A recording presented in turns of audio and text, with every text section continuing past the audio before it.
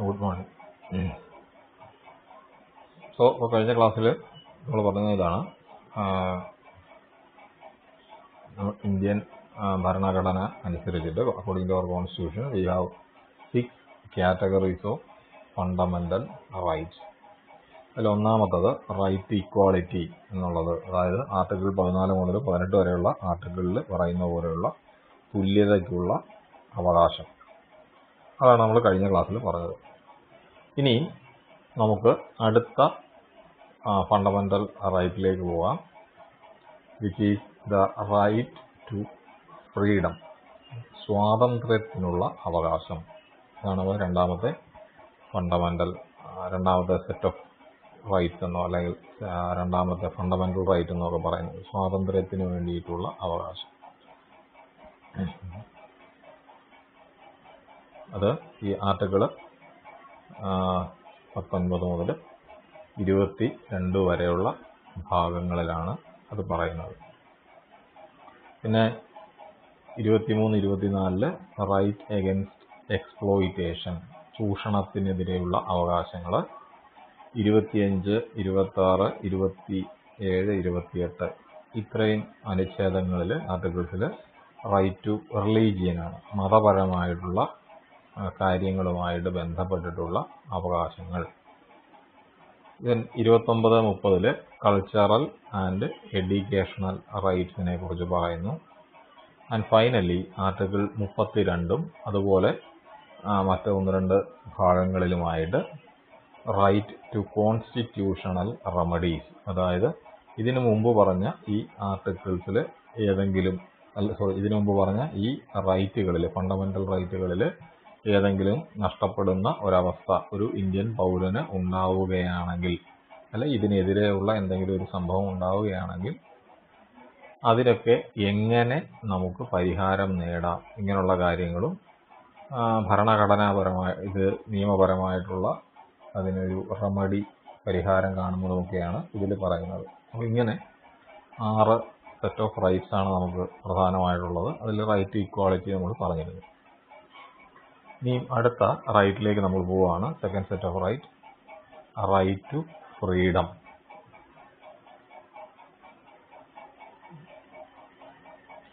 So ഇവിടെ article 19 മുതൽ 22 വരെയുള്ള ഭാഗങ്ങളിലാണ് ഈ റൈറ്റ് ടു ഫ്രീഡത്തിനെ കുറിച്ച് പറയുന്നത്.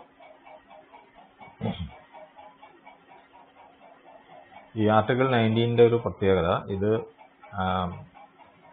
19(1), അതായത് ആർട്ടിക്കിൾ 19ൽ ഒരു അമെൻമെന്റ് 1979 44ാമത്തെ 44th അമെൻമെന്റ്, കോൺസ്റ്റിറ്റ്യൂഷന്റെ 44ാമത് ഭരണഘടനയിലുണ്ടാക്കിയ 44ാമത് ആ അമെൻമെന്റ് വഴി അനുസരിച്ച്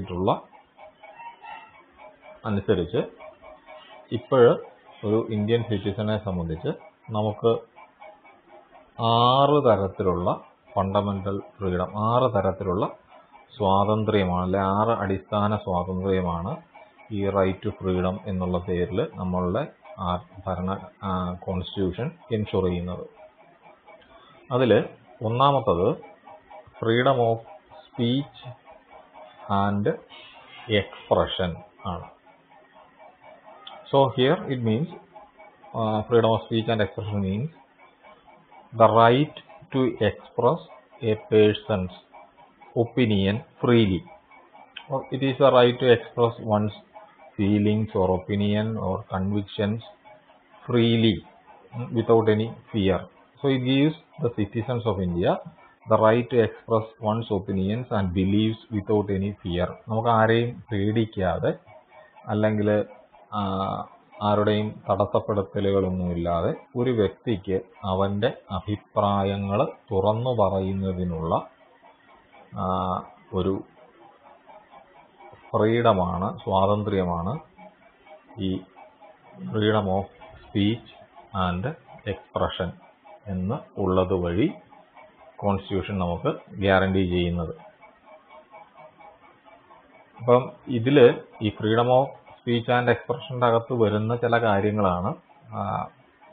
ഉദാഹരണം പറഞ്ഞു കഴിഞ്ഞാൽ ഫ്രീഡം ഓഫ് പ്രസ് എന്ന് പറയുന്നത്, ഇപ്പം ഒരു പഴയ സുപ്രധാനമായിട്ടുള്ളൊരു കേസിൽ Indian express versus union of India എന്ന് പറയുന്ന കേസിൽ സുപ്രീം കോടതി പറഞ്ഞത് freedom of press derives it's Roots from article 19(1) എന്നാണ് പറഞ്ഞത്. അതായത് പത്രത്തിനുള്ള അല്ലെങ്കിൽ പത്രമാധ്യമങ്ങളുടെ സ്വാതന്ത്ര്യം എന്ന് പറയുന്നത് അത് ഈ ആർട്ടിക്കിൾ 19(1) വരുന്ന freedom of speech and expression എന്നുള്ള ആ ഒരു സ്വാതന്ത്ര്യത്തിന്റെ ഭാഗമായിട്ടാണ് പത്രങ്ങൾക്കും മാധ്യമങ്ങൾക്ക് അവൻ വിശ്വസിക്കുന്ന കാര്യങ്ങളും കാര്യങ്ങളൊക്കെ തുറന്നു പറയാനും ഒക്കെയുള്ള അവന്റെ സ്വാതന്ത്ര്യം നമുക്ക് എടുത്തു കളയാൻ പറ്റില്ല എന്നും it is the maintenance of this freedom is the primary duty of the court എന്നൊക്കെ അന്ന് സുപ്രീം കോടതി അഭിപ്രായപ്പെട്ടിരുന്നു. അപ്പോൾ ഫ്രീഡം ഓഫ് പ്രസ് എന്ന് പറയുന്നതൊക്കെ ഈ 19(1) ഭാഗമായിട്ടാണ് ഇന്ന് നമ്മുടെ നാട്ടിലുള്ള മാധ്യമങ്ങളൊക്കെ എൻജോയ് ചെയ്യുന്ന ആ ഒരു സ്വാതന്ത്ര്യം എന്ന് പറയുന്നത്. ഇനിയും സ്പീച്ചിൽ മാത്രമല്ല, നമ്മളിപ്പം BBA ബിസിനസ് അഡ്മിനിസ്ട്രേഷന്റെ ഭാഗത്ത് നമ്മൾ നോക്കിക്കഴിയുകയാണെങ്കിൽ ഫ്രീഡം ഓഫ് കൊമേഴ്സ്യൽ സ്പീച്ച് എന്ന് പറയുന്നതും it is also ensured under this constitution. Ensured under this article of the constitution. ഇപ്പോൾ ഉദാഹരണം പറഞ്ഞാൽ ഫ്രീഡം ഓഫ് കൊമേഴ്സ്യൽ സ്പീച്ച് എന്ന് പറയുന്നത് അഡ്വർടൈസ്മെന്റും ഒക്കെ ആയിട്ട് ബന്ധപ്പെട്ടിട്ട് വരുന്ന കൊമേഴ്സ്യൽ സ്പീച്ച് എന്ന് ഉദ്ദേശിക്കുന്നത് അത്രയേ ഉള്ളൂ. അഡ്വർടൈസ്മെന്റ് ഒക്കെ പോലെയുള്ള കാര്യങ്ങളിലെ ഒരു സ്വാതന്ത്ര്യമാണ്. അപ്പം Tata press limited, Mahanagar telephone Nigam limited എന്ന് പറഞ്ഞ ടാറ്റയും മഹാനഗർ ടെലിഫോൺ ലിമിറ്റഡും കൂടെ എഗൻസ്റ്റ് ആയിട്ടുള്ള അവർ തമ്മിലുള്ള ഒരു കേസിൽ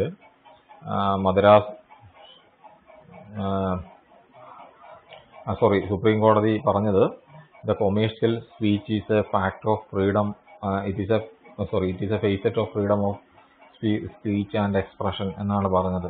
ഈ പരസ്യത്തിലൊക്കെ ഈ കൊമേഴ്സ്യൽ സ്പീച്ച് എന്ന് പറയുന്നത് ഇതൊരു അഡ്വർടൈസ്മെന്റുമായിട്ട് ബന്ധപ്പെട്ട കേസായിരുന്നു. അതിൽ പറഞ്ഞ ഇതുപോലെയാണ്, അതും ഈ ഒരു ആർട്ടിക്കിൾ 19(1) ഭാഗമാണ് എന്നാണ് പറഞ്ഞത്. സോ ബിസിനസ് നമ്മൾ BBA സ്റ്റുഡൻസിനെ സംബന്ധിച്ചാണെങ്കിലും എല്ലാവരെ സംബന്ധിച്ചും പ്രസ്സിനാണെങ്കിലും എല്ലാവർക്കും ആപ്ലിക്കബിൾ ആയിട്ടുള്ള, എല്ലാവർക്കും ഒരുപോലെ ഇമ്പോർട്ടൻ്റ് ആയിട്ടുള്ള ഒരു ഒന്നാണ് ഈ ആർട്ടിക്കിൾ 19(1) എന്ന് പറയുന്നത്, freedom of speech and expression എന്ന് പറയുന്നത്. ഇപ്പം സുപ്രീം കോടതിയിലാണെങ്കിലും ഇതിനു മുമ്പ് മറ്റൊരു കേസിൽ 1950 വന്ന ഒരു രമേശ് താപ്പറുടെ ഒരു കേസുണ്ട്. ആ കേസിൽ മദ്രാസ് ഗവൺമെന്റ് ഉത്തരവനുസരിച്ചിട്ട് ക്രോസ് റോഡ് എന്ന് പറയുന്ന ഒരു ന്യൂസ് പേപ്പർ, അന്നത്തെ ഒരു പത്രം നിരോധിക്കുകയുണ്ടായി. അപ്പോൾ ഈ പത്രം നിരോധിച്ച ഉത്തരവ് ഭരണഘടനാ വിരുദ്ധമാണെന്ന് സുപ്രീം കോടതി വിധിച്ചു. അപ്പോൾ അന്ന് സുപ്രീം കോടതി പറഞ്ഞത് പ്രസിദ്ധീകരണ സ്വാതന്ത്ര്യം തടയുക എന്നുള്ളത് ഈ അഭിപ്രായ സ്വാതന്ത്ര്യം തടയുകയാണ്. So freedom of speech and expression ആണ് ഒരു പ്രസിദ്ധീകരണത്തിനെ ഒരു പത്രം നിരോധിക്കുമ്പോൾ അവിടെ സംഭവിക്കുന്നത്. ഈ ഫ്രീഡം ഓഫ് സ്പീച്ച് ആൻഡ് എക്സ്പ്രഷന്റെ ഇല്ലാതാവുകയാണ് ചെയ്യുന്നത് എന്നാണ് അന്ന് ആ ഒരു കേസിൽ സുപ്രീം കോടതി അഭിപ്രായപ്പെട്ടത്. അപ്പോൾ അത്രയധികം പ്രാധാന്യമുള്ള ഒന്നാണ് ഈ freedom of speech and expression എന്ന് പറയുന്നത്. അപ്പോൾ നമ്മുടെ ഇന്ത്യൻ ഭരണഘടന നമുക്ക് നോക്കിക്കഴിഞ്ഞാൽ നമ്മുടെ ഭരണഘടനയിൽ ഉറപ്പ് തരുന്ന ഒരു പ്രധാനപ്പെട്ട ഒരു മൗലിക അവകാശമാണ് മനുഷ്യന്റെ ഈ അഭിപ്രായ സ്വാതന്ത്ര്യം എന്ന് പറയുന്നത്. കാരണം ശക്തമായിട്ടുള്ളൊരു വിമർശനം ഉണ്ടെങ്കിൽ ഒരു ഗവൺമെന്റ് നല്ല രീതിയിൽ നിലനിന്ന് പോവുകയുള്ളൂ. അപ്പോൾ ഇന്ത്യൻ പൗരന്മാർക്ക് അഭിപ്രായ സ്വാതന്ത്ര്യം ഉറപ്പു നൽകുന്ന ഒന്നാണ് ഈ 19ാമത്തെ അനുച്ഛേദം എന്ന് പറയുന്നത്.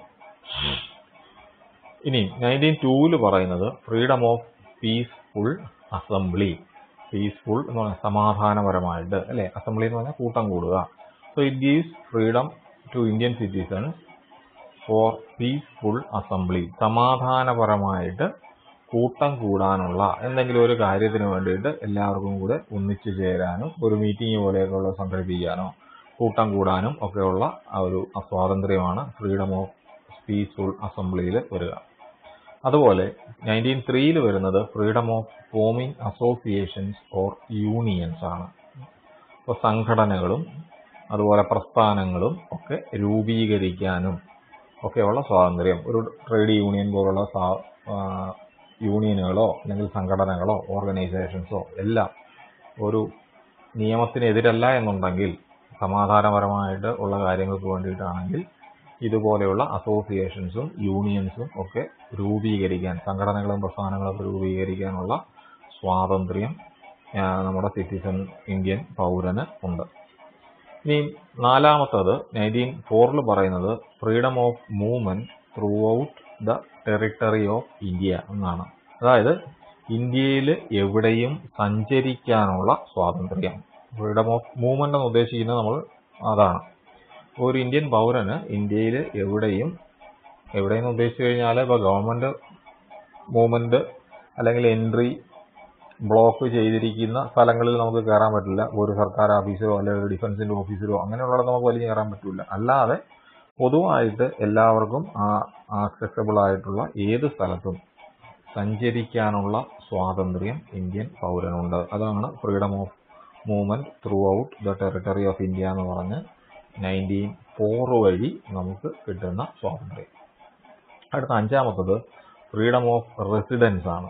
താമസിക്കാനുള്ള ഇഷ്ടമുള്ള സ്ഥലത്ത് അല്ലെങ്കിൽ ഇന്ത്യയിൽ എവിടെയും നമുക്ക് ഇഷ്ടമുള്ള സ്ഥലത്ത് താമസിക്കാനുള്ള residence and settlement in any part of the territory of India. ഇന്ത്യയിൽ എവിടെയും നമുക്ക് താമസിക്കാനുള്ള അധികാരം. ഇഷ്ടമുള്ള സ്ഥലത്ത് ഏത് സ്റ്റേറ്റിലായിക്കോട്ടെ ഏത് പ്രദേശത്തായിക്കോട്ടെ ഒരു ഇന്ത്യൻ പൗരന് ഇന്ത്യ രാജ്യത്ത് ഏത് സംസ്ഥാനത്ത് ഏത് പ്രദേശത്തും പോയി താമസിക്കാനുള്ള അധികാരം ഉണ്ട്. സ്വാതന്ത്ര്യമുണ്ട്. അതാണ് freedom of residence and settlement വഴി എൻഷുർ ചെയ്യുന്നത്. ഇനി ആറാമത്തത് freedom of profession, occupation, trade or business ആണ്. ഒരു ബിസിനസ് അഡ്മിനിസ്ട്രേഷൻ സ്റ്റുഡൻറ്റിനെ സംബന്ധിച്ച് അവനെ ഇമ്പോർട്ടൻ്റ് ആയിട്ടുള്ള ഒരു കാര്യമാണിത്. ബാക്കിയൊക്കെ ഇമ്പോർട്ടൻ്റ് ആണ്, അല്ലാന്നല്ല പറയുന്നത്. എങ്കിൽ പോലും ട്രേഡുമായിട്ട് നേരിട്ട് ബന്ധപ്പെട്ട് വരുന്ന ഒരു റൈറ്റാണിത്.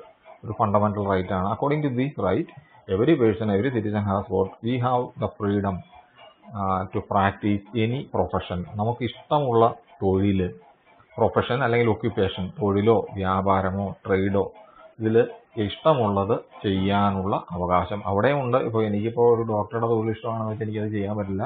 അതിന് ഞാൻ ക്വാളിഫൈഡ് ആയിരിക്കണം. അപ്പോൾ അതാണ് പറയുന്നത്, മറ്റ് കണ്ടീഷൻസൊക്കെ എൻഷുർ ചെയ്തുകൊണ്ടാണ് ഇത് നമുക്ക് തരുന്നത്. അല്ലാതെ വെറുതെ നമുക്കിതിൽ പറയുന്നുണ്ടെന്ന് പറഞ്ഞാൽ ചെയ്യാൻ പറ്റില്ല. അപ്പോൾ നമ്മൾ ക്വാളിഫൈഡ് ആണെങ്കിൽ അതുപോലുള്ള ക്വാളിഫിക്കേഷൻസ് ഒക്കെ നമുക്കുണ്ടെങ്കിൽ അതനുസരിച്ച് ഒരു വ്യക്തിക്ക് അതിനൊക്കെ അനുസൃതമായിട്ടാണ് എങ്കിൽ പോലും ഒരു വ്യക്തിക്ക് അവന് ഇഷ്ടമുള്ള തൊഴിലോ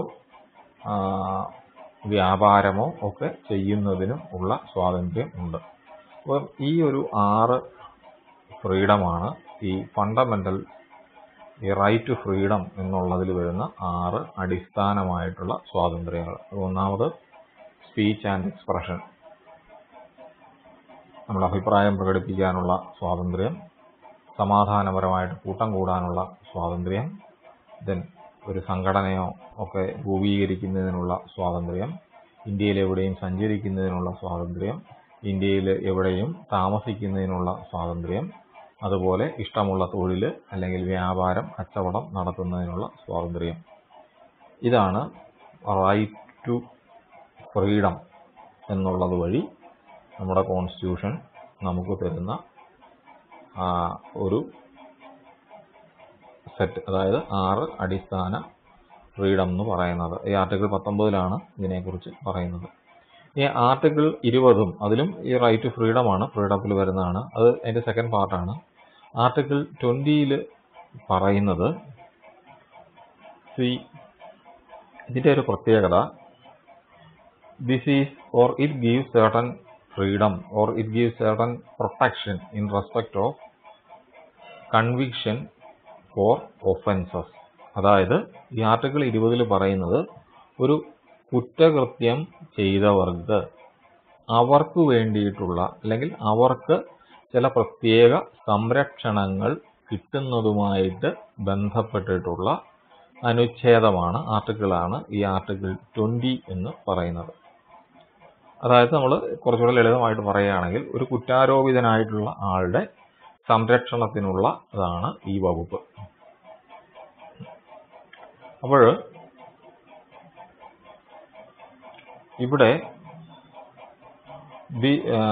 it guarantees protection in respect of conviction for offences to those accused of crimes അല്ലെ, കുറ്റാരോപിതനായിട്ടുള്ള ഒരു കുറ്റം ചെയ്തു എന്ന് പറയുന്ന ഒരു വ്യക്തിയെ സംബന്ധിച്ച് അവന് കിട്ടേണ്ട ചില പ്രൊട്ടക്ഷൻ, അവന്റെ ചില സ്വാതന്ത്ര്യങ്ങളാണ് ഇവിടെ പറയുന്നത്. ഇതിൽ ഒന്നാമതായിട്ട് പറയുന്നത് പ്രധാനമായിട്ട് 3 ക്ലോസുകളാണ് ഈ ആർട്ടിക്കിൾ 20 ഉള്ളത്, 20B ഭാഗമായിട്ട് ഉള്ളത്. ഒന്നാമത് protection against X post facto legislation. ഈ എക്സ് പോസ്റ്റ് ഫാക്ടോ ലെജിസ്ലേഷൻ എന്ന് പറഞ്ഞു കഴിഞ്ഞാൽ ഇവിടെ നമ്മുടെ കോൺസ്റ്റിറ്റ്യൂഷൻ തരുന്ന പ്രൊട്ടക്ഷൻ ഇതാണ്. It means that A person we cannot punish a person under a law or under a law for his actions which took place before the passage of the law. അതായത് ഒരു നിയമം നിലവിൽ വരുന്നതിന് മുമ്പ് ചെയ്ത ഒരു കുറ്റകൃത്യത്തിന് പിന്നീട് വന്ന ഒരു നിയമം വെച്ച് ശിക്ഷിക്കാൻ പാടില്ല. അതിപ്പോൾ നമ്മൾ 1980 എന്തെങ്കിലും ഒരു അല്ല 1990 ഒരു കുറ്റകൃത്യം ചെയ്തു, 2000 ആണ്ടിൽ ഒരു നിയമം കൊണ്ടുവന്നു കഴിഞ്ഞപ്പോൾ ഈ 90 ചെയ്ത കാര്യം ഈ 2000 ആണ്ടിലെ നിയമം വന്നതിന് ശേഷം കുറ്റകൃത്യമായി മാറിയിട്ടുണ്ടെങ്കിൽ പണ്ട് ഇവൻ കുറ്റം ചെയ്തു അല്ലെങ്കിൽ എന്ന് പറഞ്ഞിട്ട് ഈ നിയമം പാസ്സാക്കിയതിന് മുൻപുള്ള കാലത്ത് ചെയ്ത ഒരു പ്രവൃത്തിയെ ഈ നിയമത്തിന്റെ അടിസ്ഥാനത്തിൽ ശിക്ഷിക്കാൻ പാടില്ല. ഇതാണ് ഈ X post facto legislation against ആയിട്ടുള്ള ഈ ഒരു പ്രൊട്ടക്ഷൻ എന്ന് പറയുന്നത്. അപ്പോൾ ഒരു നിയമം പ്രാബല്യത്തിൽ വന്നതിന് ശേഷം, പാസേജ് ഓഫ് ലോ, നിയമം പാസ്സാക്കിയതിന് ശേഷം ഉള്ള കാലയളവിലെ അത് പ്രാബല്യത്തിലുള്ള സമയത്ത് ചെയ്യുന്ന കുറ്റകൃത്യങ്ങൾക്ക് ആ നിയമം അനുസരിച്ച് ശിക്ഷിക്കാൻ പാടുള്ളൂ. പണ്ട് കാലത്ത് ചെയ്ത ഒരു കേസിനെ അന്ന് നിയമമില്ലായിരുന്നു, പുതിയതായിട്ടൊരു നിയമം വരുമ്പോൾ അതിൻ്റെ അടിസ്ഥാനത്തിൽ ശിക്ഷിക്കരുത്. സോ അങ്ങനെ ശിക്ഷിക്കാതിരിക്കാനുള്ള ഒരു കുറ്റാരോപിതനായിട്ടുള്ള വ്യക്തിക്കുള്ള ആ ഒരു റൈറ്റാണ് protection of against ex post facto legislation എന്ന് പറയാം. ദെൻ അടുത്തത് പ്രൊട്ടക്ഷൻ എഗൻസ്റ്റ് ഡബിൾ പണിഷ്മെന്റ് ആണ്. ഡബിൾ പണിഷ്മെന്റ് എന്ന് പറഞ്ഞാൽ ഇരട്ടി ശിക്ഷ അല്ലെ ഒന്നിലധികം ശിക്ഷ, അതേ ഇവിടെ ഉദ്ദേശിക്കുന്നുള്ളൂ. So it says that no person shall be prosecuted for the same offence more than once. ഒരേ കുറ്റത്തിനു വേണ്ടി ഒരു വ്യക്തിയെ ഒന്നിൽ കൂടുതൽ തവണ ശിക്ഷിക്കരുത്. ഇപ്പോൾ ഒരേ കേസ്, ഇപ്പം ഒരു സംഭവം ഉണ്ടായിക്കഴിഞ്ഞാൽ ഇപ്പോൾ കസ്റ്റംസുകാർ കേസെടുത്തെന്ന് വരാം, പോലീസിൻ്റെ കേസുണ്ടായിന്ന് വരാം, ഇങ്ങനെ പല ഏജൻസികളൊക്കെ കേസെടുത്തെന്ന് വരാം. ചെയ്ത ഒരു കുറ്റത്തിന് 10 ഏജൻസികൾ കേസെടുത്തു, അങ്ങനെ 10 പ്രാവശ്യം ശിക്ഷിക്കുകയോ അങ്ങനെ ചെയ്ത് ഒരു സെയിം ഒഫൻസ്, ഒരു ഒഫൻസിന്, ഒരു കുറ്റത്തിന് ഒരു പ്രാവശ്യം മാത്രമേ പ്രോസിക്യൂട്ട് ചെയ്യാവൂ. ഒന്നിൽ കൂടുതൽ പ്രാവശ്യം ഒരേ കുറ്റത്തിന് ശിക്ഷ കൊടുക്കരുത്. ഇതാണ് ഈ പ്രൊട്ടക്ഷൻ അഗൻസ്റ്റ് ഡബിൾ പണിഷ്മെന്റിൽ പറയുന്നത്. Then finally protection against self incrimination ആണ്. ഈ സെൽഫ് ഇൻക്രിമിനേഷൻ എന്നുള്ള ഈ ക്ലോസ് ഈ says that no person accused of an offence shall be compelled to be a witness against himself. അത് 2 രീതിയിൽ ഇത് പറയുന്നുണ്ട്. ഒന്നാമതായിട്ട് പറയുന്നതാണ് he should not be compelled to be a witness against himself. ഞാനൊരു കുറ്റം ചെയ്താൽ അതിന്റെ സാക്ഷിയായിട്ട് എന്നെ തന്നെ പിടിച്ച് സാക്ഷിയാക്കരുത്. ഇപ്പോൾ പോലീസ് ആരോപിക്കുകയാണ്, ഞാൻ ഒരുത്തന്റെ 10 രൂപ എടുത്തുകൊണ്ട് പോയി, മോഷ്ടിച്ചു എന്നൊരു കുറ്റം എൻ്റെ പേരിൽ ആരോപിക്കുകയാണെങ്കിൽ അതിന്റെ സാക്ഷിയായിട്ട് അതിൽ പ്രതിയും ഞാനാണ്, എനിക്കെതിരെ ഞാൻ എടുത്തു എന്ന് പറഞ്ഞ് ഞാൻ തന്നെ ആ കുറ്റത്തിന് സാക്ഷി ആവുന്ന രീതിയിൽ, വിറ്റ്നസ് ആകുന്ന രീതിയിൽ വരരുത്. അല്ലെങ്കിൽ മറ്റൊരു രൂപത്തിൽ പറയുകയാണെങ്കിൽ ഒരു വ്യക്തിയെ നിർബന്ധിച്ച് അവനിൽ കുറ്റം ആരോപിച്ച് അവനെ കൊണ്ട് ബലം പ്രയോഗിച്ച് അവനെ കൊണ്ട് ആ കുറ്റം സമ്മതിപ്പിക്കുകയോ ഒന്നും ചെയ്യാൻ പാടില്ല. ഈ പറഞ്ഞ കാര്യങ്ങളൊക്കെ ഈ ഒരു പ്രൊട്ടക്ഷന് അല്ലെങ്കിൽ ഈ സെൽഫ് ഇൻക്രിമിനേഷൻ പ്രൊട്ടക്ഷനിൽ വരുന്നതാണ്. So we cannot use threat, or we cannot force a person, or we cannot use threat or force, violence or intimidation to obtain a confession. ഒരാളെ പ്രേരിപ്പിച്ചോ അല്ലെങ്കിൽ പേടിപ്പിച്ചോ എന്തെങ്കിലുമൊക്കെ പറഞ്ഞ് പേടിപ്പിച്ചോ ഒന്നും ഒരാളെ കൊണ്ട് കുറ്റം സമ്മതിപ്പിക്കരുത്. Threaten harm to a family member or loved one in order to obtain confession or evidence. ഇപ്പോൾ തെളിവ് കിട്ടാൻ വേണ്ടിയിട്ടോ അല്ലെങ്കിൽ കുറ്റം സമ്മതിപ്പിക്കാൻ വേണ്ടിയോ നമ്മൾ ഈ പ്രതിക്ക് പ്രതിയാണെന്ന് പറയുന്ന ആളിന് ഇഷ്ടമുള്ള ഒരാളിനെ ഉപദ്രവിക്കുന്നതൊക്കെ ഭീഷണിപ്പെടുത്തി ഒരാളിനെ കൊണ്ട് കുറ്റം സമ്മതിപ്പിക്കരുത്. അതൊക്കെ ഈ ഒരു പ്രൊട്ടക്ഷൻ ഇതിൽ വരുന്നതാണ്. അപ്പോൾ ഇവിടെ കുറ്റാരോപിതനായിട്ടുള്ള വ്യക്തിക്ക് ഈ ഒരു 3ഓളം റൈറ്റുകൾ നമ്മുടെ ആർട്ടിക്കിൾ 20B അനുസരിച്ച് കിട്ടുന്നുണ്ട്. ഇനി അടുത്തത് ആർട്ടിക്കിൾ 21 ആണ്. 21ൽ വരുന്നത് protection of life and personal liberty ആണ്.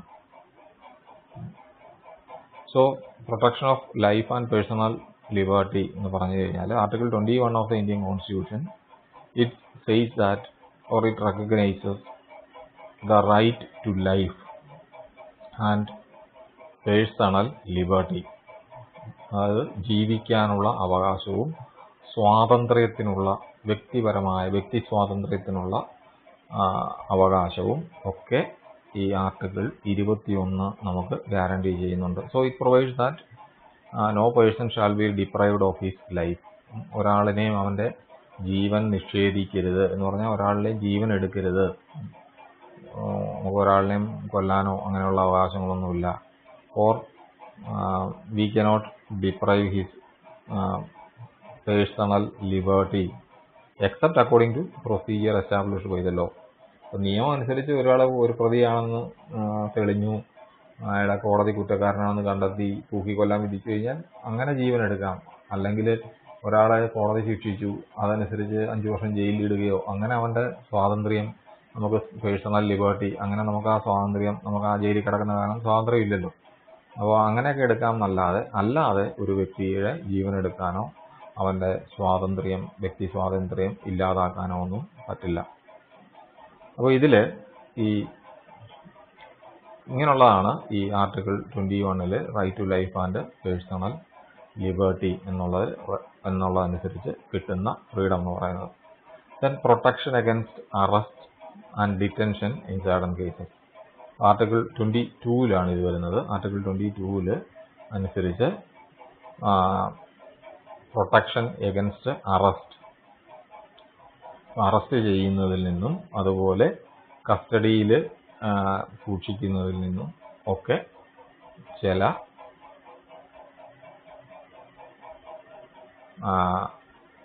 സംരക്ഷണങ്ങൾ കൊടുക്കുന്നുണ്ട്. ശരിക്കും ആർട്ടിക്കിൾ 21ൻ്റെ ഒരു ഭാഗമായിട്ട് വരുന്നതാണ് ഈ ആർട്ടിക്കിൾ 22 എന്ന് പറയുന്നതും. സോ ആക്ച്വലി അതുകൊണ്ട് നമുക്ക് പറയാം article 22 is actually they are complementary to those of article 21. Article 22 എന്ന് പറയുന്നത് it has 2 parts. The first part consisting of clause 1 and clause 2. Clause 1ഉം ക്ലോസ് 2 ഇത് ആണ് ആർട്ടിക്കിൾ 22ൻ്റെ ഒന്നാം ഭാഗം എന്ന് പറയുന്നത്. It deals with persons who are arrested under ordinary criminal law and the various rights they are entitled to. ഇങ്ങനൊരു criminal നിയമപ്രകാരം അറസ്റ്റ് ചെയ്യുന്ന ആൾക്ക് കിട്ടുന്ന അവകാശങ്ങൾ അത് നമുക്ക് ഈ ചാപ്റ്ററിൻ്റെ അവസാനം പഠിക്കാതെ പ്രത്യേകമായിട്ട് നമ്മുടെ സിലബസിൽ പറയുന്നുണ്ട്. ഒരു കുറ്റവാളി ആയിട്ട് ആരോപിക്കപ്പെടുന്ന ആളിന് ഒരു അഡ്വക്കേറ്റിനെ വെക്കാനുള്ള അവകാശം, ബന്ധുക്കളെ കാണാനും സംസാരിക്കാനുള്ള ഇങ്ങനെയൊക്കെയുള്ള ചില ഫ്രീഡം പറയുന്നുണ്ട്. അപ്പം പല ക്ലോസുകളും അപ്പോൾ ഇങ്ങനെ ഒരു സാധാരണ ഒരു ക്രിമിനൽ ലോ അനുസരിച്ച് അറസ്റ്റിലായ ഒരാൾക്ക് ഉള്ള അവകാശങ്ങൾ ഈ ക്ലോസ് 1ഉം 2ഉം അനുസരിച്ചിട്ട് വരുന്നുണ്ട്. അതുപോലെ ക്ലോസിൽ ഇതിൽ തന്നെ 22ൽ ക്ലോസ് 3 മുതൽ 7 വരെയുള്ള ക്ലോസുകളിലായിട്ട് it is concerned with persons who are detained under a law of preventive detection. ഇപ്പോൾ പലപ്പോഴും നമ്മൾ പത്രത്തിലൊക്കെ വായിച്ചിട്ടില്ലേ, ചില ആൾക്കാരെ ഇപ്പോൾ പ്രധാനമന്ത്രി അല്ലെങ്കിൽ VVIPs അവരുടെ സന്ദർശനം നടത്തുമ്പോഴോ അല്ലെങ്കിൽ എന്തെങ്കിലും ഒരു സമ്മേളനം നടക്കുകയൊക്കെ ചെയ്യുമ്പോൾ ചില ആൾക്കാരെ മുൻകൂറായിട്ട് അവർ പോയിട്ട് പ്രശ്നം ഉണ്ടാക്കും അല്ലെങ്കിൽ എന്തെങ്കിലും ഇഷ്യൂസ് ഉണ്ടാകാൻ സാധ്യതയുണ്ടെന്ന് കണ്ട് കരുതൽ തടങ്കലിൽ വെക്കുക എന്നൊക്കെ പറഞ്ഞിട്ട് അവരെ പലപ്പോഴും ആ ഒരു സമയത്ത് ഒരു പ്രത്യേക സ്ഥലത്ത് അവർ പോകാതിരിക്കാനോ ഒക്കെ വേണ്ടിയിട്ടായിരിക്കും അവരെ തടങ്കലിൽ വെക്കുന്ന ഒരു പരിപാടിയുണ്ട്. അപ്പോൾ ഇങ്ങനെയുള്ള ഒരു പ്രിവെൻറ്റീവ് ഡിറ്റക്ഷൻ, അങ്ങനെ ഒരാളെ കരുതൽ തടങ്കലിലൊക്കെ വെക്കുമ്പോൾ അയാൾക്ക് കിട്ടുന്ന അവകാശങ്ങൾ, അയാളുടെ ചില അവകാശങ്ങളെക്കുറിച്ചാണ് ഈ 3 മുതൽ 7 വരെയുള്ള സബ് ക്ലോസുകളിൽ പറയുന്നത്. സോ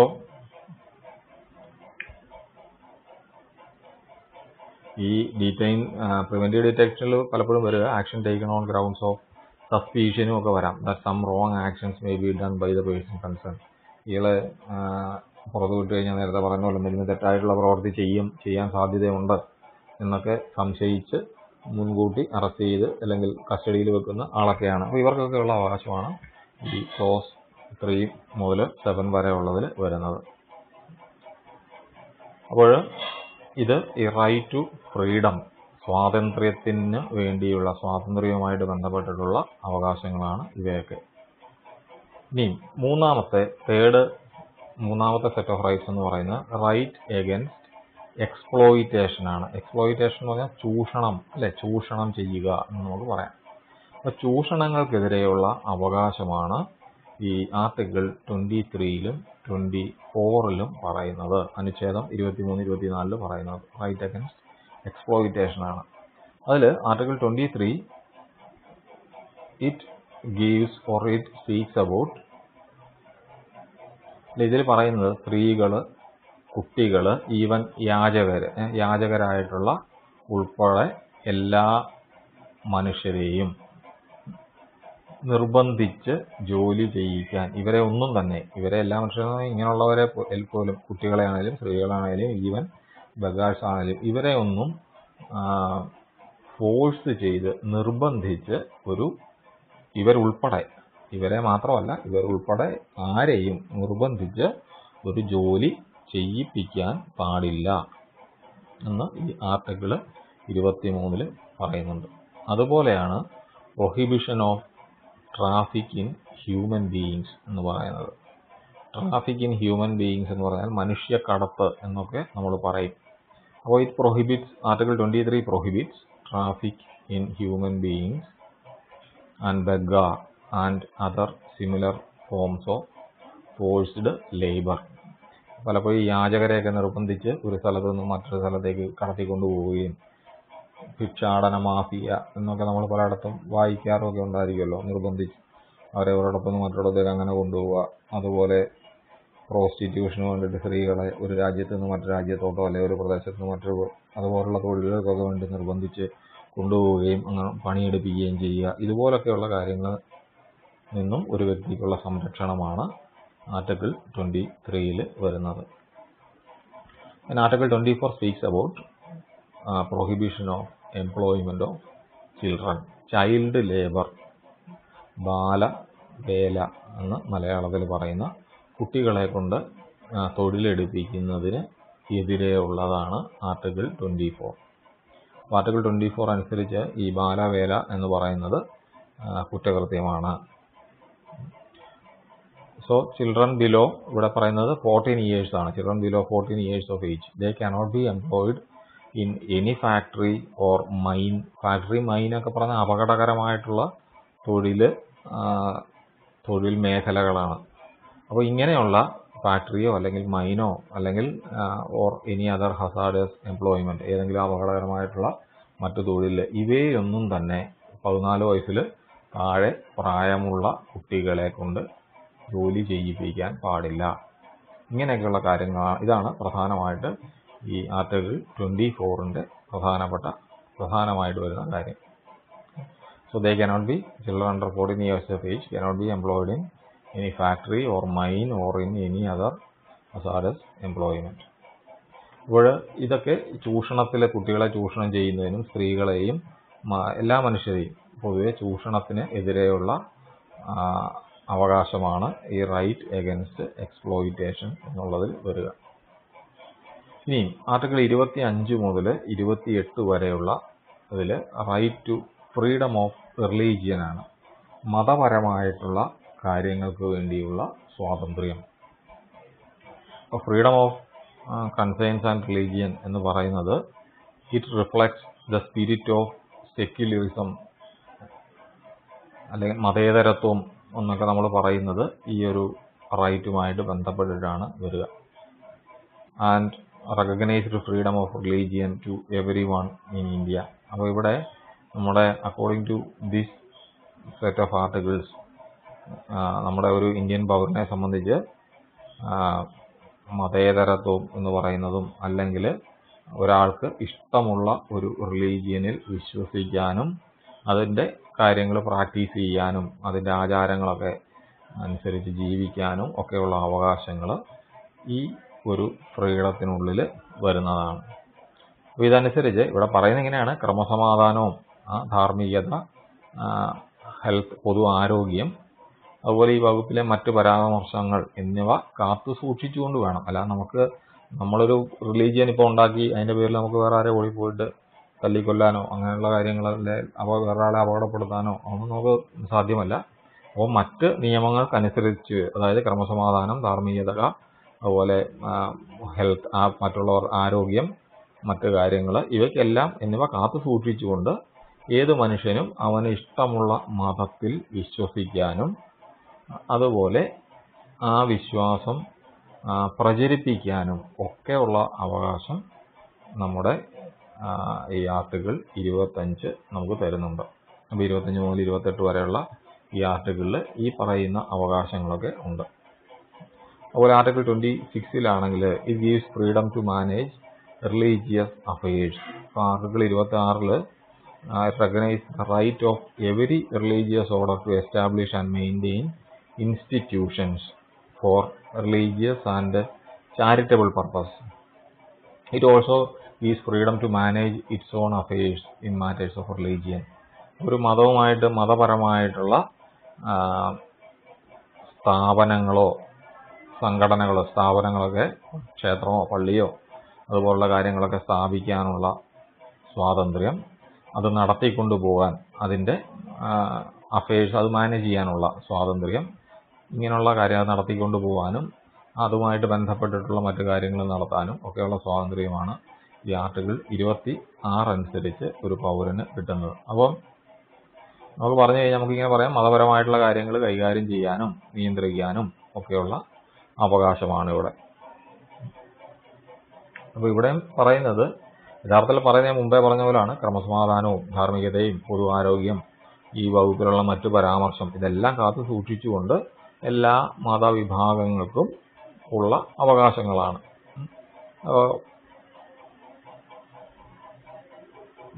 മതപരമായിട്ടുള്ളതോ അല്ലെങ്കിൽ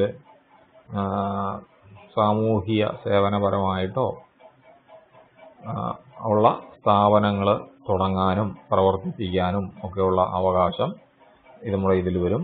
അതുപോലെ ഇവിടെയാണെങ്കിൽ ആർട്ടിക്കിൾ 26-ൽ പറയുന്നത് freedom to manage religious affairs ആണ്.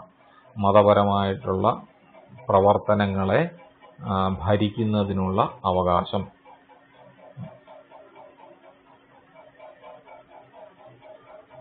അപ്പോൾ റിലീജിയസ് ഇതനുസരിച്ചിട്ടാണ് നമ്മൾ മൂവബിളോ ഇമൂവബിളോ ആയിട്ടുള്ള പ്രോപ്പർട്ടി ഇതിൻ്റെ പേരിൽ കൈവശം വെക്കാനും ഒക്കെയുള്ള അവകാശങ്ങൾ വരുന്നത്.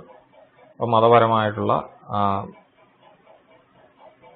മതസംഘടനകളോ സ്ഥാപനങ്ങളോ ഒക്കെ മാനേജ് ചെയ്യാനുള്ള അവകാശം ആർട്ടിക്കിൾ 26 തരുന്നുണ്ട്. ദെൻ ആർട്ടിക്കിൾ 27-ൽ വരുന്നത് freedom as to payment of taxes for promotion of any particular religion.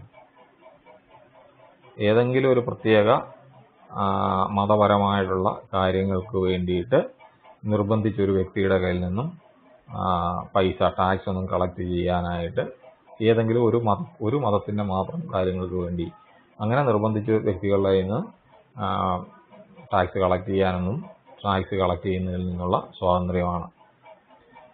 Then അടുത്തത് നിയമാനുസരണം നമുക്ക് നിയമം അനുസരിച്ചിട്ട് freedom to attend religious instruction in educational institution. ഒരു വിദ്യാഭ്യാസ സ്ഥാപനത്തിലാണെങ്കിലും ആ സ്ഥാപനത്തിൻ്റെ ഭാഗമായിട്ട് നടക്കുന്ന മതപഠനം, റിലീജിയസ് ആയിട്ടുള്ള ഇൻസ്ട്രക്ഷൻ, മതപഠനമോ അല്ലെങ്കിൽ മതപരമായിട്ടുള്ള കാര്യങ്ങളൊക്കെ നിർദ്ദേശങ്ങളോ പഠനങ്ങളോ ഒക്കെ നടക്കുന്നതിൽ ഒരു വ്യക്തിക്ക് പങ്കെടുക്കാനുള്ള അവകാശം. എന്തായാലും മതപരമായിട്ടുള്ള കാര്യങ്ങളാണ് ഈ ആർട്ടിക്കിൾ 25 മുതൽ 28 വരെയുള്ള ആർട്ടിക്കിൾ വഴി കിട്ടുക. ഇപ്പോൾ നേരത്തെ പറഞ്ഞത് ഈ freedom of payment of tax നമ്മൾ പറഞ്ഞത് ഇവിടെ പറയുന്ന ഇത്രയേ ഉള്ളൂ. The state or the government shall not compel any person to pay any tax for the promotion of maintenance of any particular religion.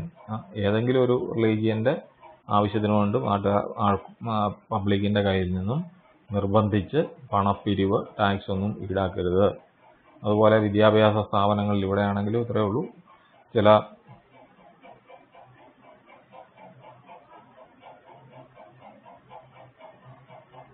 പ്രത്യേക വിദ്യാഭ്യാസ സ്ഥാപനങ്ങളിൽ മതപരമായിട്ടുള്ള നിർദ്ദേശങ്ങളും മതപരമായിട്ടുള്ള ആരാധനകളും ഇതൊക്കെ നടപ്പാക്കുന്നതിനുള്ള സ്വാതന്ത്ര്യമാണ് ഈ ആർട്ടിക്കിൾ 28 ഉള്ളത്. അപ്പോൾ നമ്മൾ ചുരുക്കി പറയുകയാണെങ്കിൽ we can say taken together these 4 articles, that is 25, 26, 27 and 28. These 4 articles establish the secular character of our democracy. മതേതരത്വം കാത്തു സൂക്ഷിക്കാനൊക്കെ വേണ്ടിയിട്ട് ആണ് ഈ പറഞ്ഞ 4 ആർട്ടിക്കിൾ 25, 26, 27, 28 ഇത് ഉണ്ടാക്കിയിരിക്കുന്നത്. ഇനി അടുത്തത് ആർട്ടിക്കിൾ 29 ആണ്. ആർട്ടിക്കിൾ 29ന്റെ ഒരു പ്രത്യേകത, this article speaks about cultural and educational rights. ഇവിടെ കൾച്ചറൽ ആൻഡ് എഡ്യൂക്കേഷണൽ എന്നാണ് പറയുന്നത്. അതായത് സാംസ്കാരികവും വിദ്യാഭ്യാസപരവുമായിട്ടുള്ള അവകാശങ്ങളാണ് ഈ ആർട്ടിക്കിൾ 29ലും 30ലും പറയുന്നത്. അതിൽ ആർട്ടിക്കിൾ 29ൽ പറയുന്നത് cultural right of the individual as well as minorities ആണ്. ഒരു വ്യക്തിയുടെയും അതുപോലെ മൈനോറിറ്റീസിൻ്റെയും സാംസ്കാരികമായിട്ടുള്ള ചില പ്രത്യേക അവകാശങ്ങൾ. So this article says that every section of the society in India or every section of the society, they have the right to conserve their distinct language or culture. അതായത് ഇന്ത്യയിലെ ഏതൊരു വിഭാഗത്തിനും, നമ്മുടെ സമൂഹത്തിലുള്ള ഏതൊരു വിഭാഗത്തിനും, അവിടെ ജാതിയും മതമൊന്നുമല്ല, ഏത് വിഭാഗത്തിനാണെങ്കിലും അല്ലെങ്കിൽ ഏതെങ്കിലും ഉപവിഭാഗമാണെങ്കിൽ അവർക്കും അവരുടെ സ്വന്തമായിട്ടുള്ള ഭാഷയോ ലിപിയോ, ഇപ്പോൾ നമ്മളിപ്പോൾ ഫോർ എക്സാമ്പിൾ ഇപ്പോൾ തുളു അങ്ങനെയൊക്കെയുള്ള ചില നമ്മളിപ്പോൾ മലയാളവുമായിട്ട് സാമ്യമുള്ള വളരെ കുറച്ച് ആൾക്കാരൊക്കെ ഉപയോഗിക്കുന്ന പല ലാംഗ്വേജും കേരളത്തിൽ തന്നെ പല സ്ഥലത്തുമുണ്ട്. അല്ലെങ്കിൽ നമ്മളിപ്പോൾ കേരള കർണാടക ബോർഡറിലേക്ക് പോയി കഴിഞ്ഞാൽ ഇങ്ങനെയൊക്കെയുള്ള ചിലതുള്ള വളരെ കുറച്ച് ആൾക്കാർ മാത്രം ഉപയോഗിക്കുന്ന ഭാഷകളും അതിൻ്റെ എഴുത്ത് ലിപിയൊക്കെ ഉണ്ട്. പ്രാചീന ലിപികളും ഒക്കെ അതുപോലെ പലതും ഉണ്ട്. അപ്പോൾ ഇങ്ങനെയൊക്കെയുള്ള ഭാഷയും ലിപിയും അതുപോലെ അവരുടെ കൾച്ചറോ സംസ്കാരവും, അപ്പോൾ ഇങ്ങനെ സ്വന്തമായിട്ട് ഭാഷയോ ലിപിയോ സംസ്കാരമോ ഉള്ള ഇന്ത്യയിലെ ഏതൊരു വിഭാഗത്തിനോ അല്ലെങ്കിൽ അവരുടെ ഉപവിഭാഗങ്ങൾക്കോ അത് സംരക്ഷിക്കാനുള്ള അവകാശമാണ്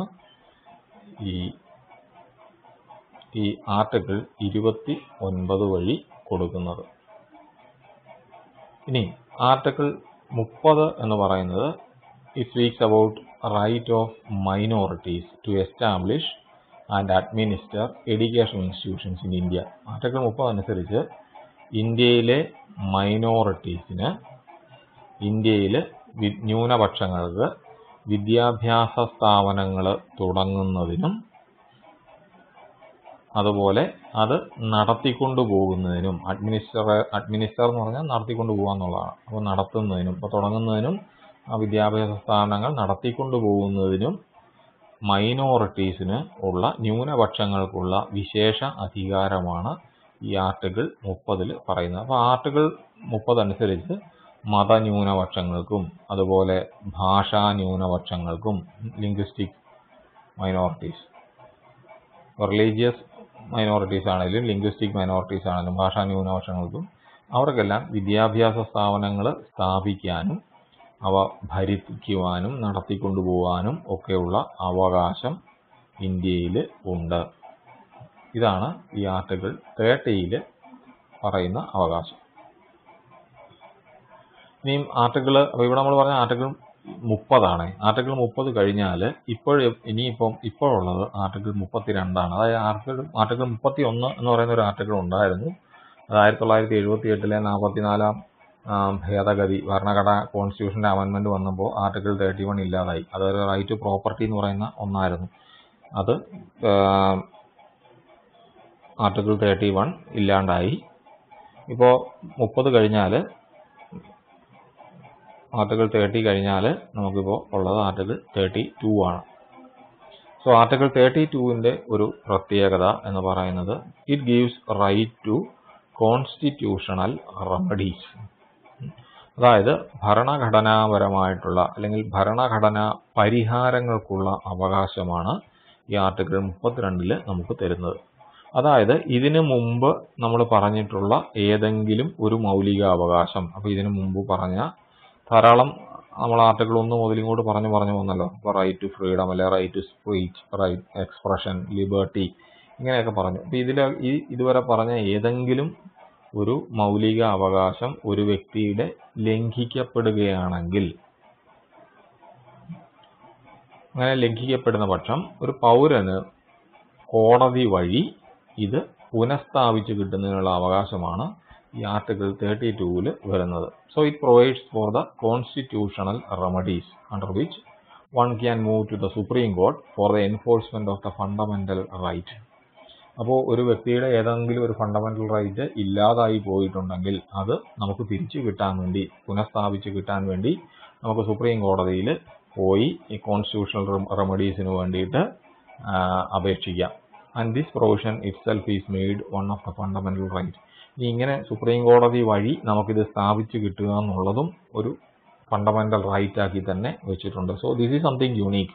വേറൊരു രാജ്യത്തും ഇല്ലാത്ത ഒരു പ്രത്യേകതയാണിത്. ബി.ആർ. അംബേദ്കറിന്റെ, അതായത് ഡോക്ടർ അംബേദ്കറിന്റെ അഭിപ്രായത്തിൽ this is the heart and soul of our constitution എന്ന് പറയാം. നമ്മുടെ ഭരണഘടനയുടെ ഹൃദയവും ആത്മാവും എല്ലാം ഈ ഒരു ആർട്ടിക്കിളിലാണെന്നാണ് പറയുന്നത്. അതായത് ഒരു വ്യക്തിയുടെ ഫണ്ടമെന്റൽ ആയിട്ടുള്ള റൈറ്റ്, മൗലികാവകാശം ഏതെങ്കിലും കാരണവശാൽ നിഷേധിക്കുകയാണെങ്കിൽ അത് ആ നിഷേധിച്ച കാര്യം പുനഃസ്ഥാപിച്ച് കിട്ടാൻ വേണ്ടി നമുക്ക് കോടതി വഴി കോടതിയുടെ സഹായം തേടാം. അതിനുള്ള അവകാശം ഒരു പൗരനുണ്ട്. അതാണ് ഈ റൈറ്റ് ടു കോൺസ്റ്റിറ്റ്യൂഷണൽ റെമഡീസിൽ വരുന്നത്. അപ്പോൾ പാർട്ട് 3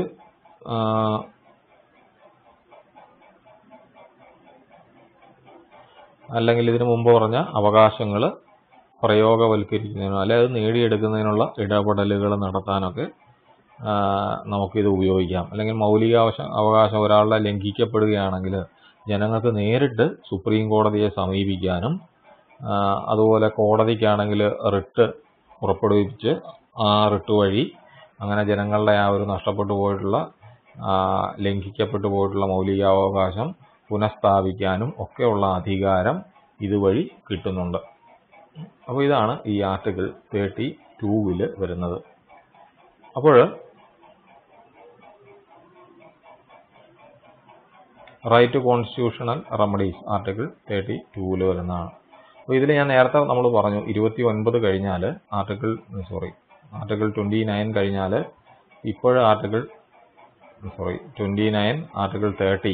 30 കഴിഞ്ഞാൽ 32 ആണ് എന്ന് പറഞ്ഞു. നേരത്തെ ആർട്ടിക്കിൾ 31 എന്ന് പറയുന്ന റൈറ്റ് ഓഫ് പ്രോപ്പർട്ടി എന്ന് പറയുന്ന ഒരു റൈറ്റ് ഉണ്ടായിരുന്നു. അത് 44th അമെൻമെന്റിൽ 1978 removed the right to property from the list of fundamental rights. അവിടെ നിന്ന് മാറ്റിയിട്ട് കോൺസ്റ്റിറ്റ്യൂഷണൽ റൈറ്റ്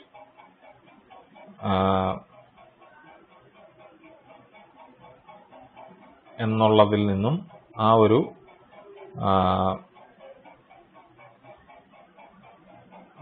നമ്മുടെ മൗലികാവകാശം എന്നുള്ളതിൽ നിന്നും മാറ്റിയിട്ട് ഫണ്ടമെന്റൽ റൈറ്റ് എന്നുള്ളതിലും മാറ്റിയിട്ടിട്ട് ഇപ്പോഴിത് ഒരു റൈറ്റ് ഓഫ് പ്രോപ്പർട്ടി എന്ന് പറയുന്നത്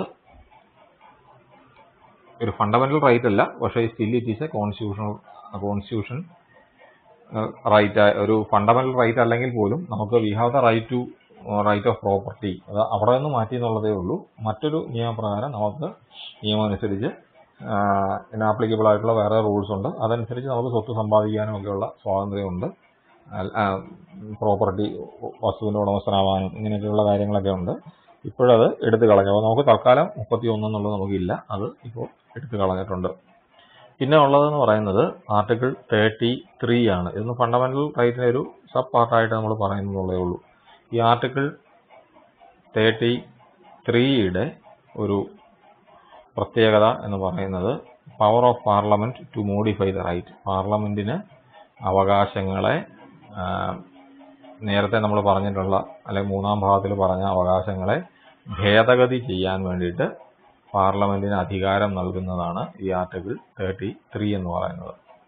അതുപോലെ ആർട്ടിക്കിൾ 34ലാണെങ്കിൽ restriction on right while martial law is in force. അതായത് ഇപ്പം എന്തെങ്കിലും കാരണവശാൽ പട്ടാള നിയമം പ്രാബല്യത്തിൽ വരികയാണെങ്കിൽ, അങ്ങനെ ഒരു പട്ടാള നിയമം എങ്ങാനും പ്രഖ്യാപിക്കുകയാണെങ്കിൽ, മിലിറ്ററി റൂള് വരികയാണെങ്കിൽ അന്നേരം റെസ്ട്രിക്ഷൻ ഓൺ റൈറ്റ്, അന്നേരം മൗലികാവകാശങ്ങൾക്ക് പല നിയന്ത്രണങ്ങളുണ്ടാവും. സാധാരണ ഇപ്പോഴത്തെ ഒരവസ്ഥ ആയിരിക്കത്തില്ല.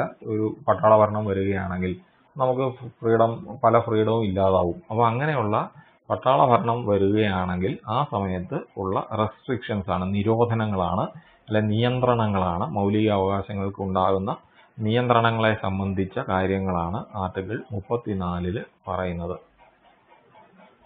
അതുപോലെ ആർട്ടിക്കിൾ 35ലാണെങ്കിൽ പാർലമെന്റിന് നിയമം നിർമ്മിക്കാനൊക്കെയുള്ള they have the power to enforce certain fundamental right.